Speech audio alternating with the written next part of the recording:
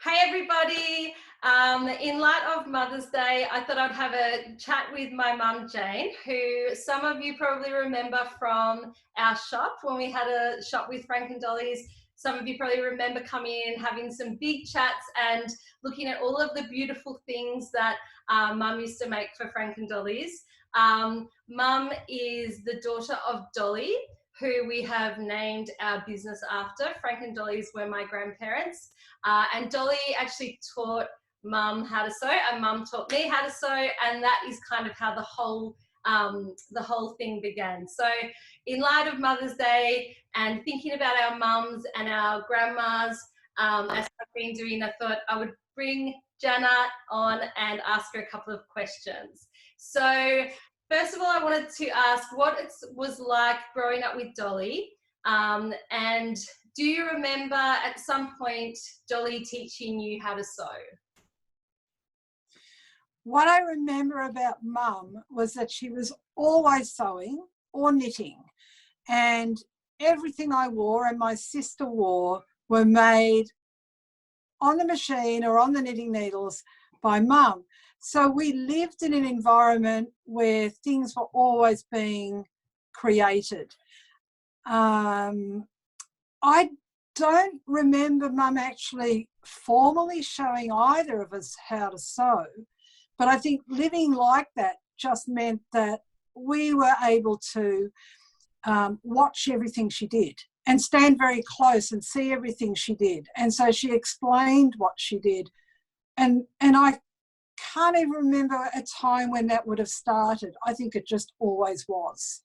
So did she sew all of your clothes or just your special clothes?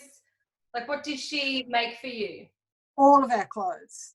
And I'm looking at some old photos, or have been doing in the last few weeks, and I keep noticing the things that we're wearing, and I keep remembering her making them. Yeah. And did she knit all of your jumpers as well? Yeah, she knitted our jumpers too. And where did she get the fabric from? Was it brand new or secondhand, or where was it from? It was a mixture of both, because I do remember her repurposing fabrics and repurposing wool.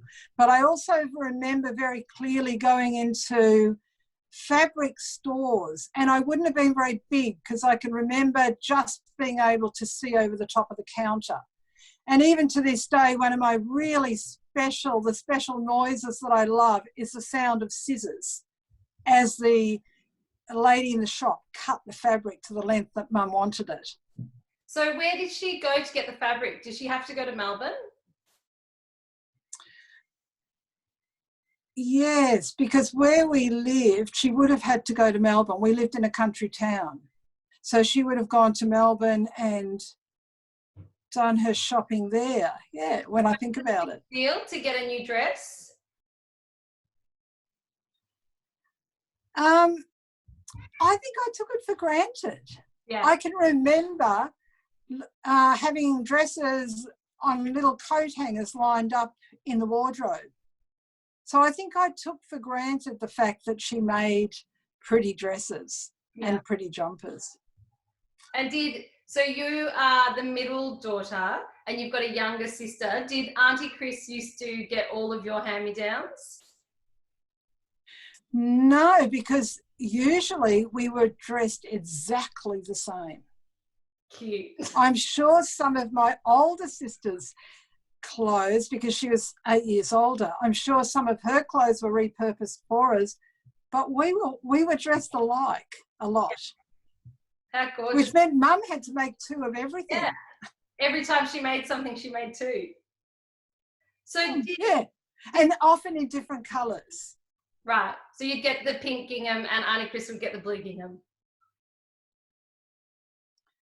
Yeah, I didn't get the pink because I had red hair. Oh, okay. So she always got the pink. So I got the greens. Fabric? Like, was it like gingham and florals? Like, do you remember those vintage fabrics? Yeah, I do, really clearly, yes. Yeah. So did Dolly used to sew because she was creative or because she was resourceful? Both. We didn't have a lot of money. We'd come from England in 1955, and so my parents were part of the whole £10 POM migration scheme. So we didn't have a lot of money. So it would have been part of necessity that Mum did those things, but I think because she was a really, deep down, she was a creative person. She'd sewn in a factory in England, and she'd made officers' uniforms for the war, and she'd made shirts. She made all my dad's shirts. So she was a very good seamstress, but I also know that she never used patterns. So she made clothing without patterns. So I think part of it was creativity. I remember the dress she made for my sister's wedding, and she just got a piece of fabric and she just made this dress, and she had no pattern. She just made up the style and the design herself, and I've still got the dress and I've still got the photo of her in it at the wedding. So I think it was both. She wove creativity in the fact that that was something she just had to do to be resourceful. Well, like making a dress without a pattern is not an easy thing, because I feel like that's what I used to just think, hold up the piece of fabric, pin it in, cut and sew, that it never came out. It's so technical and so mathematical, and the measurements, like a pattern does not look like a flat version of a dress. Like, it's difficult. That's a difficult thing to be able to do. Yeah. And she made dresses that had shape in them. Yeah. I can remember, Rachel, you and I making dresses exactly the way you described, sticking a piece of fabric over your head and getting out the pins and the scissors. I know. And we used to just, because when me and my two sisters were growing up with Mum, we used to have sewing days, and our little saying for you was, if they can do it in the shops, then so can you. And that was stuck to your... And you stuck it up. Now, I didn't put that there on purpose, but this is always on my wall, and I just happen to be able to reach it. Yeah. And that was like your, like, so we used to sew it. We would go to the op shops, and we would find big, like, vintage dresses that were like big and baggy and dorky, but the fabric was amazing, and we'd bring them home and we would repurpose them a lot. That was most of our sewing, wasn't it, really?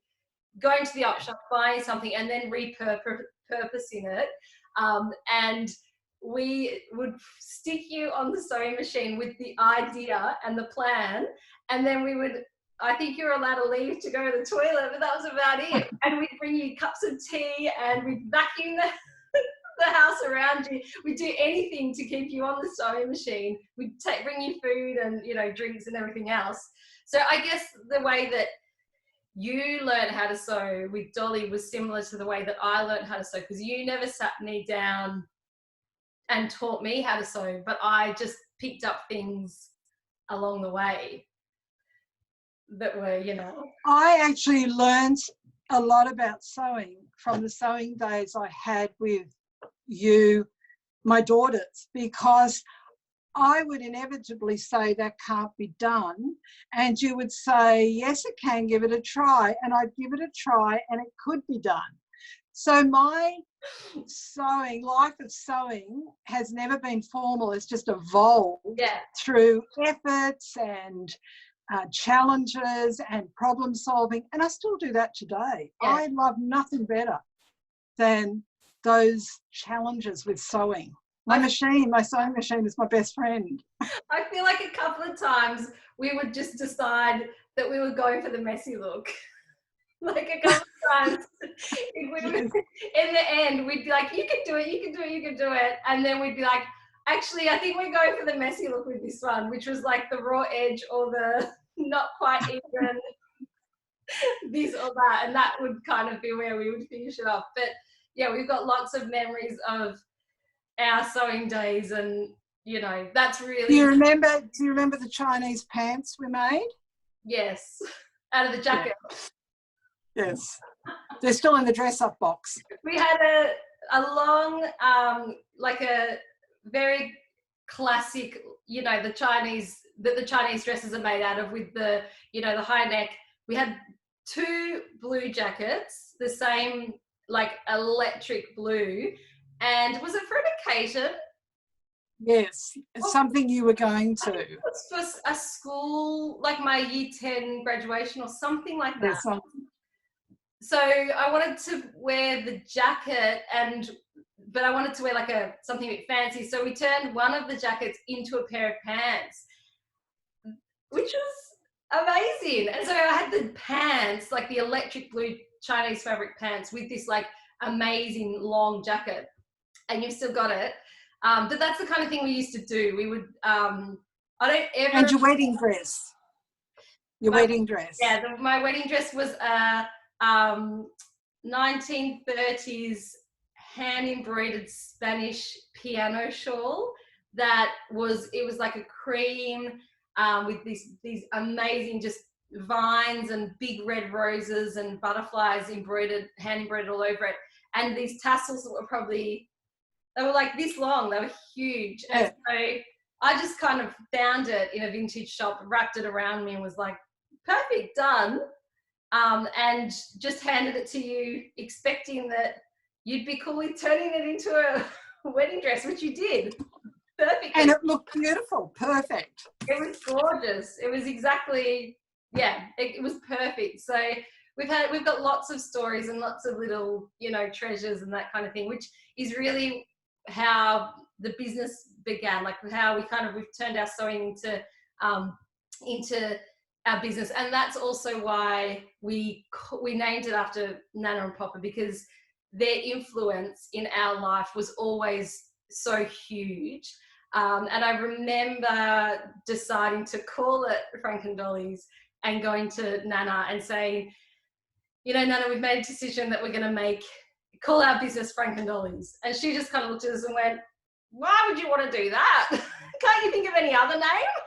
You know, she just didn't really get it at all. But for us, it's always been, you know, so connected to Frank and Dolly, to Nana and Papa. And at the start, when we first opened our little shop, we actually sewed everything, but we never made women's clothing. That was actually, you know, what we do now, which is only really women's clothing. It wasn't there at the start. But yeah, we opened our little shop and we made all these other bits and pieces, but people just kind of started coming in and asking for ladies' dresses. So we kind of just, we came up with a pattern that was very simple. I had just had Poppy, and so I was kind of like, I've just had my first baby and my body's not looking like it used to. What can I wear that's super comfy but that I feel great in? And so we came up with this pattern, which actually was quite a flat, pattern. It wasn't, there actually wasn't much shape to it, really. Nana would have seen those dresses, wouldn't she? Oh no, she wouldn't have. We opened the shop. I don't think so. No. No. Because she probably wouldn't have been very happy with them. But you've got one of those dresses on now. Yeah, and they came about, we were confident enough to make kids things, and we had lots of people saying, hey, can you make something for me out of that? Because we were using a lot of vintage tablecloths and beautiful embroidered materials. And of course, I just fell back into my old pattern of saying, you can't do that, we can't do that. But so many of our customers said, yes, you can, yes, you can. So Rachel and I said, okay, well, let's give it a go like we used to do many, many years ago. So yes, we came up with the dresses. And I've got this one. Which That a very technical name, ladies' dresses. We used to call them ladies' dresses, and then Joel, who's very creative with words, called them one-of-a-kind dresses, which is probably more fitting because every single dress was one of a kind. And this one was my favourite. That one is beautiful. So is that from the first lot or a little bit after? The first shot, yeah. This is the first lot. The first lot of the very first dresses that we made? Do you reckon? Yeah, these are the first. Yeah. These are probably, well, they're in the Mirables shop. So these one. Right at the start. Yeah, which that one's beautiful. So we used tablecloths for the bottom Yeah. and tablecloths for the top. Yeah. And this one's really pretty. This is a really pretty summery one. Yeah, that one's gorgeous. You definitely scored with that. And the old gingham, the old seersucker, beautiful fabric. And didn't we have a rule that you were only allowed to pick one? Like we'd make 10 at a time, and we would only keep like one from each lot. And I think we kind of said like if we're not allowed to have more than 3, or like we had these rules, but I think they were both from the same lot. The green one. They were. Yes, I broke the rule with that one. And we made them right through to, we were still making them when we were in East Geelong. Yeah. And I've got 2, and this was my 3rd, but I did want another one.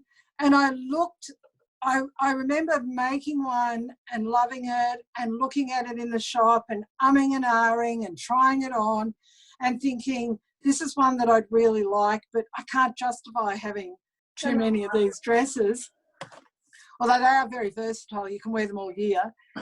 Anyway, this girl came in and she bought one of our original ones and she'd worn it out and she wanted another one, and she was so excited that we still made them. And so she picked one and purchased it and walked out of the shop, and it was the one that I'd been watching. And I turned to Joel, because he was there at the time, and I said, I don't think I should have let that one go, but it's gone to a good home. It's gone to somebody who loves it. And lo and behold, a couple of days later, she brought it back. I remember it. And I don't know why she brought it back. I don't think she knew why she brought it back. For her. She just had this sense that it just wasn't right for her. So I figured that was a sign that it was right for me. So now I've got that one too. That one didn't go back. And I've still got lots of tablecloths if I really want to make some more. True, that's true. We should. I would, because I don't have many. I actually keep far less than, because I kind of, by the time we put out a range, I've looked at it and looked at it and looked at it. And it's only like a year later that I think I should have kept that, or I should have kept that. So maybe I'll get you to make. No, I'm always at least 2 ranges behind in Frank and Dollys. Yeah, it's hard to, keep up with everything sometimes. Yeah. We had lots of fun in the little shop. So much fun. And with all of our sewing. So have you, since we shut the shop, and have you continued to sew? I know. I will never stop sewing. I love sewing, and the beauty is that I have children and grandchildren that consume my sewing and enjoy it. So I'm knitting jumpers and making things, and I love having the opportunity to give them away. So what are you working on at the moment? What are you sewing or knitting? I know you're knitting something for one of my children. Oh, well, actually, I've just got my suitcase I have a couple of suitcases actually full of wool. And again, it's wool that I have, I'm very selective when I go to the op shop with hand knitted jumpers. I only buy the ones that I really love, and I pull them out and I repurpose that wool. And at the moment, I'm going to start knitting socks for everybody, because you just asked for a pair of socks for one of your kids. So everyone's going to get these slipper socks. So Mum knitted slippers. Mum's knitted a pair of knitted socks for each of my kids, and we've put like a leather base on them, and they take them to school, and that's their indoor slippers at school. But they have just ordered another pair each, because if the slippers are at school, then what are they going to wear when they're at home? So they just kind of casually go, okay, Jana, we'll have like another pair of socks and another pair of socks and another pair of socks. And actually, you get a lot of credit for anything that looks like it might have been hand knitted. You just get the credit for in our house. And anything that looks like it might be hand sewn, you get the credit for. Even if it was from a shop, my kids just assume that you have made it, and they give you credit for all sorts of, of homemade things and knitted things, and So yeah, they've just ordered 3 new pairs of socks, so you'll be doing that. I'm doing that, and they're striped. and I've actually gone full circle. So I've actually started. My sister and I last year did some markets. The one in particular that we did was Aries and Let Craft Market. So we're part of that community. And unfortunately, we haven't been able to do markets now, but Aries and Let have just got a virtual online market. So we're starting to sell our things through there. So some of you will remember, I've got a couple of them here because I've just been working on them. You remember, what's that? This is your sewing room that you're sitting in. Oh yeah, this is my sewing room. You can't see all the bits, but I'm making... That's beautiful. I love that one. Water bottle covers, because I'm working with recycled jumpers, which is what I've always worked with. Yeah. A lot of you will remember them from the shop. Also, the gloves that I used to make in the shop. We used to sell millions of those. Oh, we made hundreds of those. And I've started to make, I didn't sell these in the shop, but all my grandchildren have these, and they're superheroes. Yeah. I think Ran and Oak have the originals, don't they? They've got the first. Yeah, they do. Made. Yeah. Yeah. That's where I got the idea. So then gave them, all the grandkids have got them now. They're a hit. So you just keep going when it's a hit. So I really love using wools and winter fabrics. Yeah. But when summer comes, I'm making little dresses, and I really love using the old tablecloths and the old vintage fabrics because they feel so good. I know. All these tablecloths that we made our dresses out of had been used and used and used, and they were still able to be repurposed into dresses because the fabric is just beautiful. Yeah. So I want to keep on doing things with those kind of fabrics. So would you say that which way would you work? You get your idea and then you sew, or do you see the fabric and get the idea to sew for the sewing project from the fabric? I think both, because sometimes I will get fabric just because I like it. Yeah, and an idea comes. What it's going to be, and it'll sit there until one day I just have this snap idea. Yeah, that's what it's going to be. Yeah. So probably more that than coming up with the idea and then sourcing the materials. Yeah. I buy what I love, and then it becomes what it should be. Yeah. Yeah, cool. Okay, well, thank you for our little chat. It's been fun. I know, it's so fun. And, so many people, who still follow us and who still buy our pieces will, have, been following us for a long time. So I know that there'll be, lots of people who will be excited to see you and, hear your little stories. So thank you for taking your time to tell us some little stories. And I always love hearing about things, stories about Dolly. It's always fun hearing those little stories and stories from you. So thank you. It's been really good fun talking, because I'm really proud of where Frank and Dollys is. I know where Frank and Dollys started, but I watch it and I'm so proud to see where it is now, where it's going, and all the other good things that are woven into the whole picture of Frank and Dollys, the ethics, the people, and I've had the privilege of knowing people like your tailor, your seamstress, and that's been nice too, to follow that story, even though I haven't been an integral part of it the whole way, but you have. You feel like I'm part of it anyway. We still talk about where Frank and Dollys is at now, and how proud, we wish, Dolly could see it, and, that kind of thing. So like it's a whole picture for us. There's a big story behind Frank and Dollys. It's not just, we don't just, make clothes, and we never have just made clothes and pop them out there. That's not where the passion started, but with all of the other people that it's about. So okay, well, we will leave it there, but we might have to do this again. This was fun. So thank you everyone for joining us, and we'll see you soon. Bye. Yes, thank you everyone.